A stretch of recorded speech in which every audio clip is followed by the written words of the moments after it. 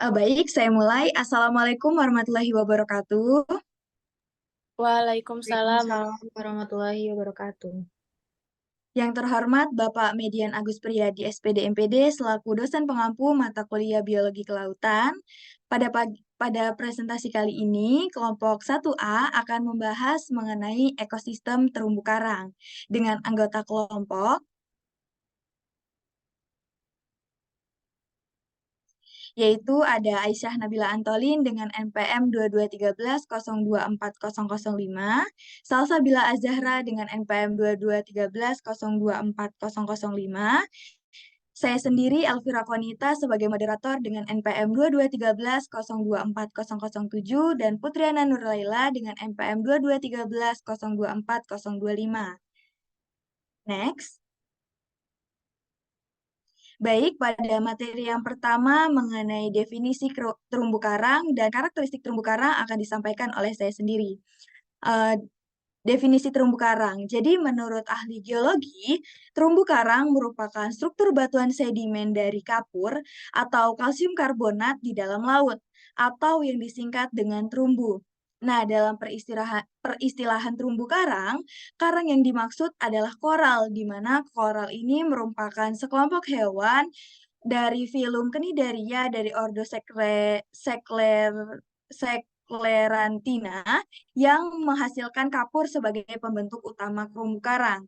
Jadi terumbu karang ini adalah sekumpulan hewan karang yang bersimbiosis dengan sejenis tumbuhan alga sehingga disebut sebagai zooxanthellae. Next.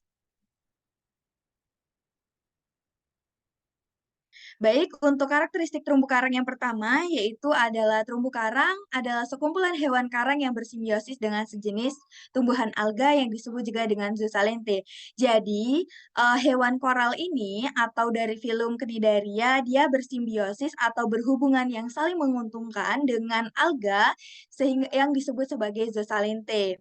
Jadi, alga Zooxanthellae adalah alga uniseluler yang hidup di dalam jaringan polip karang. Nah, alga ini memberikan nutrisi bagi polip karang. Nah, sedangkan karang menyediakan tempat tinggal dan perlindungan bagi alga. Jadi, mereka itu mempunyai hubungan yang saling menguntungkan. Jadi, si alga memberikan nutrisi kepada alga hasil fotosintesisnya memberikan nutrisi kepada karang, dan karang memberikan tempat habitat atau tempat perlindungan kepada si alga. Nah, alga ini yang memberikan warna kepada hewan koral ini sehingga koral dapat melakukan metabolisme. Next. Selanjutnya yaitu terumbu karang terdiri dari polip yang merupakan pembentuk utama terumbu karang yang menghasilkan zat kapur. Jadi, terumbu karang adalah struktur yang terbentuk dari kerangka kapur yang diendapkan oleh hewan karang. Nah, hewan karang ini disebut sebagai polip karang. Nah, polip karang ini menghasilkan zat kapur atau yang disebut sebagai kalsium karbonat atau CaCO3. Zat kapur ini digunakan oleh polip karang untuk membangun kerangka luarnya. Kerangka luar ini disebut sebagai koralit. Jadi koralit ini adalah struktur yang keras dan berpori yang melindungi polip karang dari kerusakan. Jadi si kerangka yang disebut koralit ini pada hewan karang atau dalam koral itu terbuat dari kalsium karbonat. Next.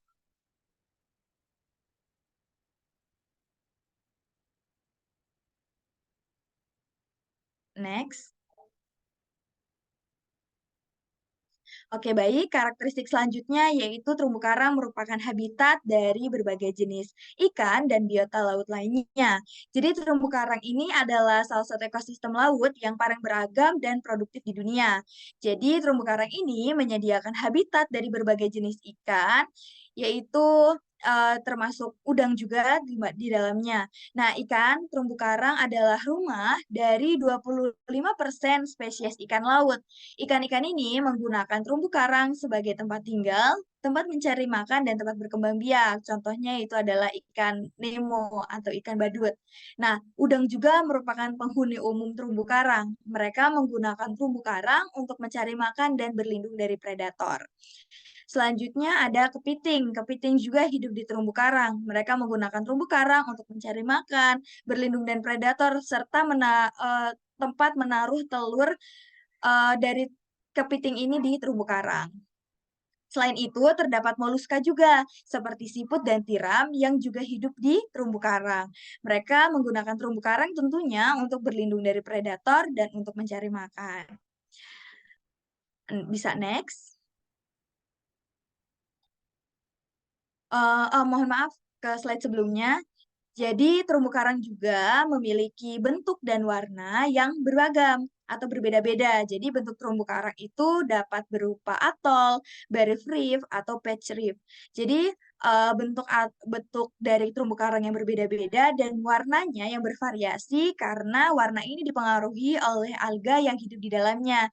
Jadi, alga yang hidup di terumbu karang ini memberikan warna pada terumbu karang. Next. Kemudian karakteristik yang terakhir yaitu terumbu karang juga berfungsi sebagai penahan abrasi pantai yang disebabkan gelombang dan ombak laut. Jadi terumbu karang ini berfungsi sebagai penahan abrasi yang disebabkan oleh gelombang dan air laut karena gelombang laut ini dapat dikurangi energinya dari terumbu karang. Jadi terumbu karang yang mempunyai struktur yang keras seperti kalsium karbonat itu dapat mengurangi volume dari ombak tersebut. Jadi ombak laut yang menyebabkan abrasi pantai ini yang akan mengikis dan menghantam pasir pantai dapat dikurangi dengan adanya terumbu karang. Next.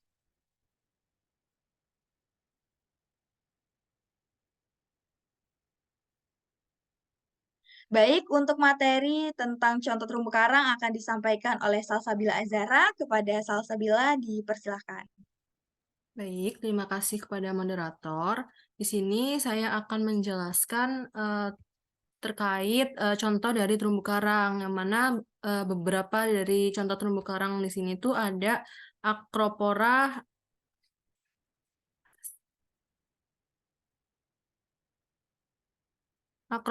acuminate sama Galaxy fascicularis. Next.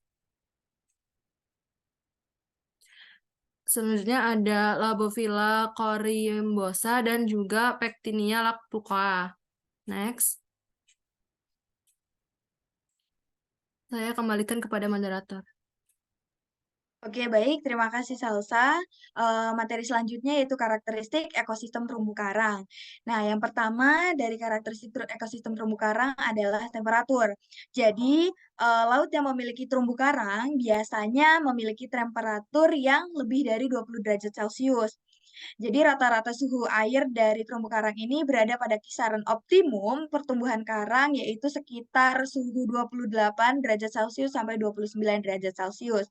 Nah, suhu perairan terumbu karang ini mencirikan perairan yang hangat yang menunjukkan pertumbuhan karang. Nah, jika suhunya naik sedikit atau suhunya tinggi, maka karang tidak akan hidup sehingga karang tersebut akan mati. Contohnya pada gambar tersebut itu suhu yang tinggi, temperatur yang tinggi, yaitu dia akan menyebabkan kerusakan pada terumbu karang. Next. Selanjutnya yaitu kadar garam yang tinggi. Jadi, terumbu karang ini menyukai laut dengan kadar garam yang tinggi. Presentase salinitas dari kadar garam yang tinggi itu mencapai 30 sampai 35%. Hal tersebut berhubungan dengan pembentukan kapur atau kalsium karbonat dari koral tersebut. Sehingga karang ini menyukai tempat yang salinitasnya tinggi karena tempat tersebut merupakan pembentuk dari kerangka atau koralit dari terumbu karang tersebut. Next. Selanjutnya yaitu cahaya dan kedalaman. Jadi cahaya matahari ini merupakan faktor penting pada pertumbuhan terumbu karang karena cahaya matahari digunakan oleh zooxanthellae dalam proses fotosintesis.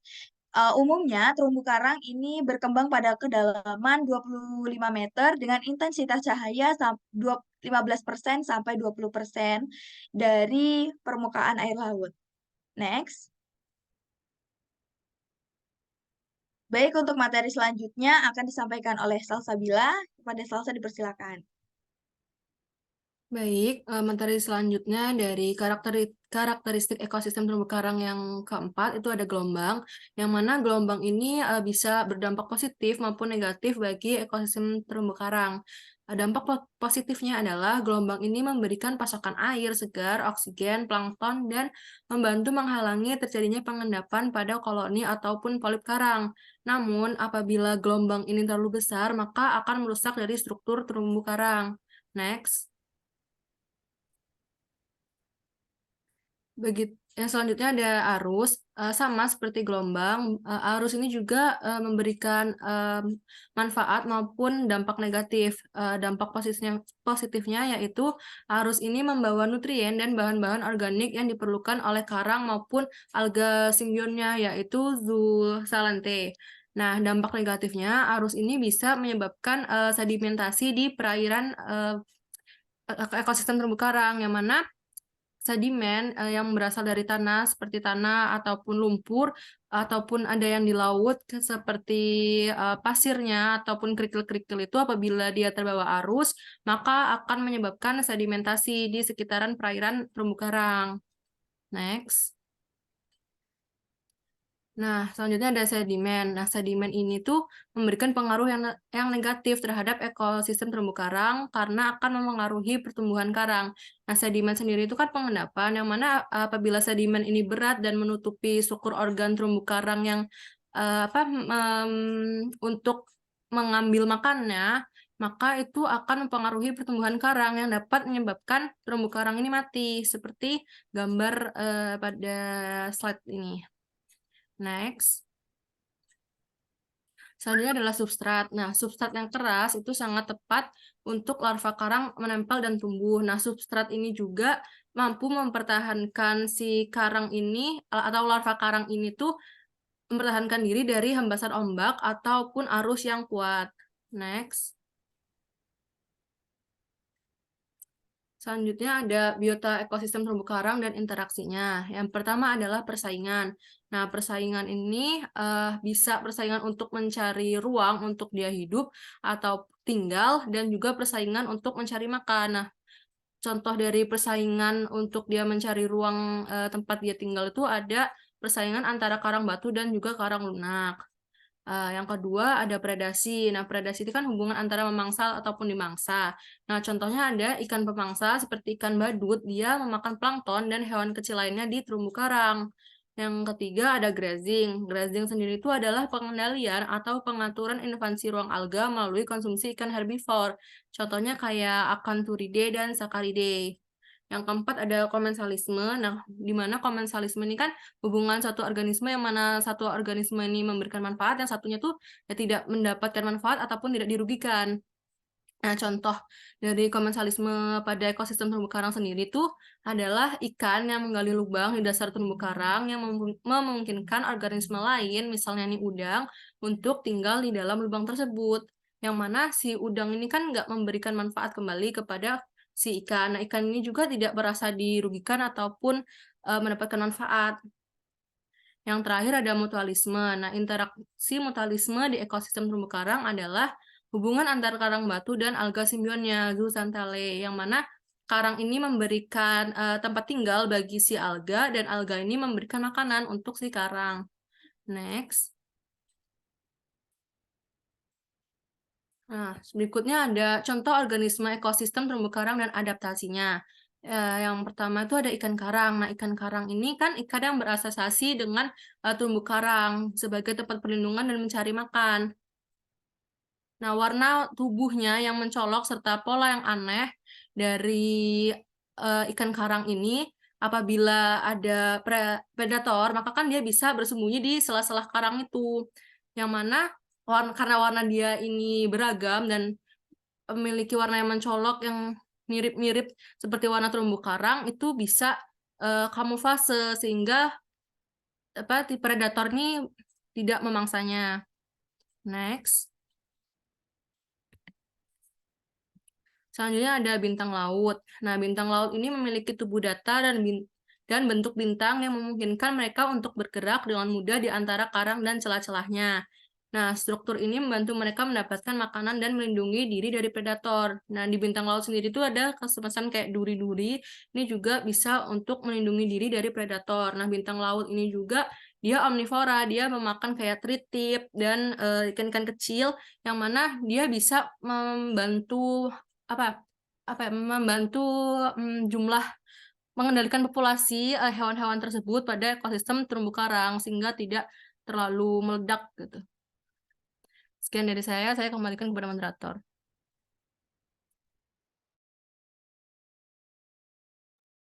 Baik, terima kasih Salsa atas penyampaian materinya. Materi selanjutnya yaitu mengenai status ekosistem terumbu karang akan disampaikan oleh Aisyah Nabila Antolin. Kepada Aisyah dipersilakan. Baik, terima kasih moderator. Sekarang kita akan membahas status ekosistem terumbu karang. Terumbu karang yang baik berada di kawasan timur Indonesia, terutama di pulau-pulau kecil seperti Maluku, Maluku Utara, Sulawesi Selatan, Nusa Tenggara. Itu menurut Soekarno pada tahun 1981. Kenyataan ini menyebabkan Indonesia ditetapkan sebagai pusat keragaman hayati terumbu karang dunia karena berada di pusat segitiga terumbu karang. Terumbu karang di Indonesia mengalami penurunan kualitas dengan sangat cepat. Hal ini berkaitan dengan sifat alaminya yang sensitif dan mudah rusak bila mendapatkan tekanan lingkungan secara permanen, menurut Masudin pada 2017. Baik, selanjutnya. Next.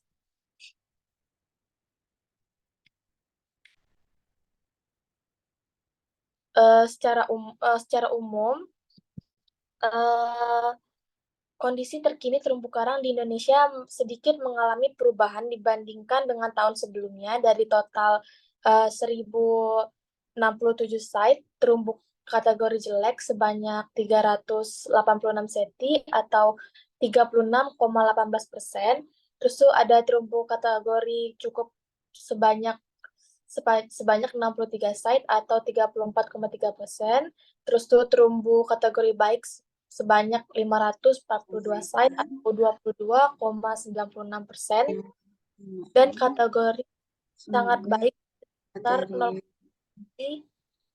yaitu 6,56% apabila mengalami penurunan, namun sebaliknya terumbu kategori sangat baik mengalami peningkatan. Secara umum tren kondisi penutupan karang hidup secara global mengalami penurunan utamanya karena pemanasan suhu permukaan air laut sehingga terjadi fenomena bleaching. Terus tuh di Indonesia sendiri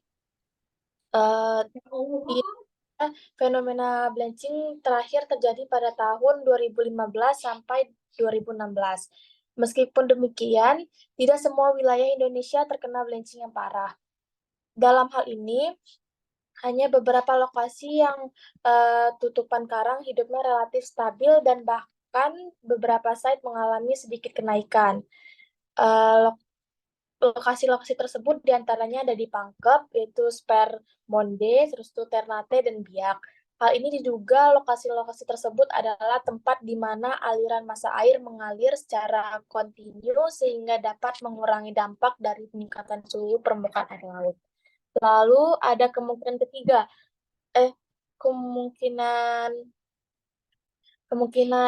kedua yaitu adalah lokasi tersebut mungkin mengalami bleaching ringan dan kemudian mampu pulih kembali. Kemungkinan ketiga itu adalah lokasi-lokasi tersebut memang tidak mengalami perubahan suhu permukaan air laut seperti daerah lain yang terkena dampak.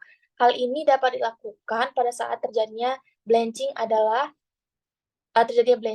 bleaching itu adalah meminimalisir stresor yang ada di lokasi tersebut, seperti mengurangi aktivitas manusia di lokasi karena karang sedang dalam kondisi sangat rentan kerusakan. Oke, selanjutnya, next.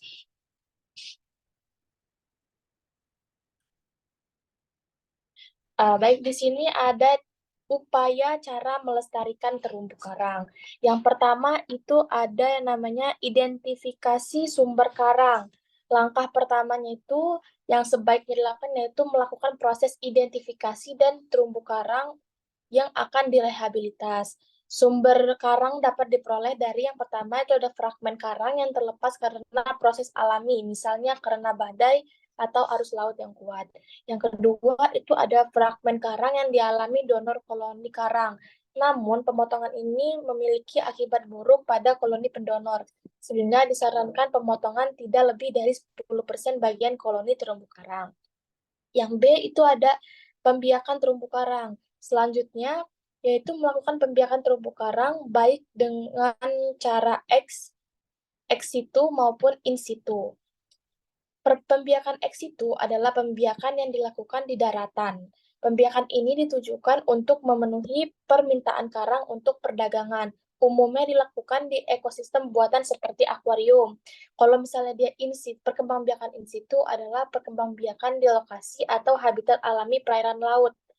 Lalu yang terakhir itu C, yaitu metode transplantasi, yaitu keberhasilan transplantasi terumbu karang ditentukan oleh spesies karang, substrat, dan lingkungan pemulihannya. Metode transplantasi karang dibedakan menjadi yang pertama ada transplant tidak dikaitkan pada substrat. Cara ini biasanya dilakukan untuk perbaikan karang akibat kerusakan alami seperti badai dan serangan hewan laut. Lalu ada transplant ditanam pada lubang terumbu, yaitu menempelkan sebagian karang sekitar 10 cm pada lubang terumbu karang, kemudian mengikatnya pada tempat pemulihan. Lalu itu selanjutnya ada transplant diikat pada substrat semen. Ini adalah cara yang paling sering dilakukan meski sangat menguras tenaga. Lalu transplant diikat dengan kabel itu merupakan cara yang dilakukan dengan mengikat transplant dengan kabel pada struktur atau substrat buatan. Setelah itu kemudian dapat dipindahkan ke lingkungan pemulihan. Oke, next. Oke, materi selanjutnya saya kembalikan kepada moderator.